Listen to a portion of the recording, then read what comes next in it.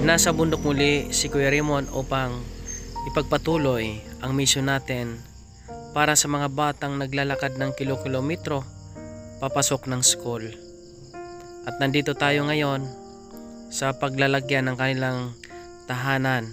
Ang lupa na ito ay pagmamay-ari ng Valiente Family at pinahintulutan tayo na dito maglagay ng kanilang bahay.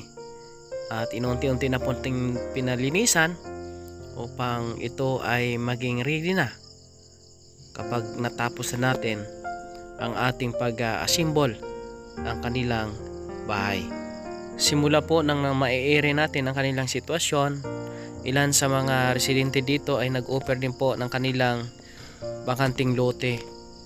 Kaya tayo ay namili kung saan ang pinaka maganda, at ito nga po yung napili po natin, yung tabing daan lang po mga kababayan.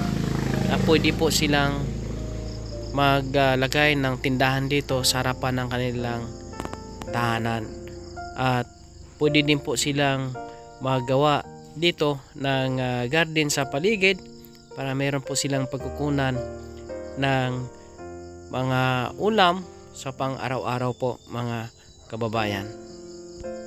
At dumating na nga po yung ating pong pinadeliver na materyales, at salamat sa Panginoon na meron pong isang hardware, ang Shepherd Hardware, na naglakas loob na umakyat dito sa taas ng bundok upang ihatid po yung ating pong mga materyales, dahil po napakahirap po ng daan dito, napakahirap puntahan itong area na ito dahil po sa mga daan na malalaki yung mga bato, at talagang hindi sa safety para sa mga sasakyan na mahihina ang mga gulong.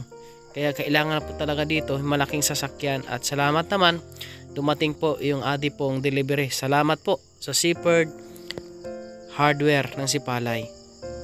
At ito na nga po, pagkababa ng materyales ay agad kumilos yung ating pong mga panday, at ito yung mga materyales po na ating pong binili na almost po 22,000 pesos, at ang ating binayaran na dito ay nasa 21,000 dahil po ito pong tatlong yero ay dinonate na po yan ng may-ari ng hardware, Shepherd Hardware, para dito ho sa pangdagdag na gagamitin sa bahay ni Nanay Melinde. Kaya ito inuumpisa na po nila mga kababayan ang pagbuo, at nagpapasalamat tayo sa ating mga sponsor, nauna sa Alexamira Society, at kay Ate Myla Albert Bicol, kay Ate Rosalinda Hubero, kay Ate Lynn Castor, Ate Melchora Natividad, at kay Brother Jeffrey.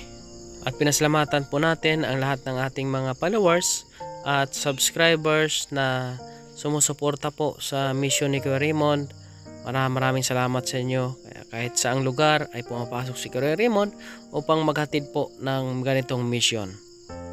Kaya ito naitayo na kaagad, at mabilis po gumawa yung ating pong panday.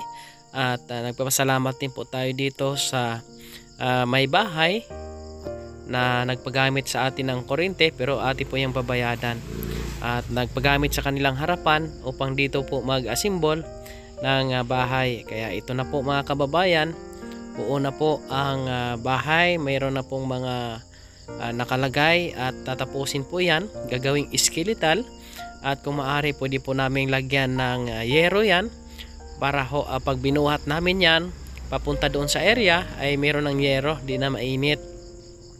At marami naman pong gustong magbayanihan, tutulong po dito sa pagbubuhat, pero doon na po namin lalagyan ng dingding dahil nga po mabigat na po yan, baka mag-crack yung aming pandingding na hardiplex. Doon kasi sa area wala pong kuryente, kaya dito kami nag-welding. Sa pagkabit naman po ng dingding doon ay madali lang po, kasi nga mayroon na pong maliit na generator na pwedeng magamit pang barina, pero hindi lang po magamit, hindi na po kayanin mag-welding. Kaya ito pong aming plano ay pinag-isipan talaga namin ito kung anong pinaka the best na gagawin po namin para sa paggawa ng bahay po nila. Kaya ho ito ay mabilis po mga kabayan. Umpisa kaninang 1:00 ng hapon, dumating ang delivery po natin 12:00 pasado. Kaya pagbaba pa lang, habang binababa ay naumpisahan na kaagad para po ay makatapos kami kaagad mga kababayan. Ilang oras lang at nakita natin na naitayo na. Kaya ito po mga kababayan, napakabilis po ng ating pong aksyon dito dahil po sa tulong ng ating mga kaibigan, lalo na po itong mga sponsors po natin na nagbigay ng pinansyal upang mabilis po makakilos po si Kuya Raymond sa ginagawang mission dito sa lugar na ito. Kahit na mahirap ang lugar, ay pinilit po talaga natin na maiayos itong ating mission dito. Kaya maraming salamat at abangan nyo pa po yung ating pong mga susunod na gagawin dito, dahil hindi lang po ito ang ating mission, marami pa tayong mission na pagsasamahan po mga kababayan. At ito na nga po mga kababayan, may mga lagayan na po ng bubong at kaunti na lang, lalagyan na lang yan ng mga brace po sa gilid. At ang aming gagamitin po dyan ay metal stud. Yung metal stud na yan, ayan po ang aming gagamitin para sa gilid. At yung yero, hardiplex, yan din po ang aming ikakabit. Siguro pagka nailipat na po namin yan mga kababayan po natin. Mamaya uwi na rin po kami kasi nga ito mga 5:00 pasado na po at napakalayo pa ng aming uuwian. Sobrang layo talaga at mahirap ang daan mga kababayan. Kasama natin dito si Rami at ito po ang aming dadaanan. Maraming salamat.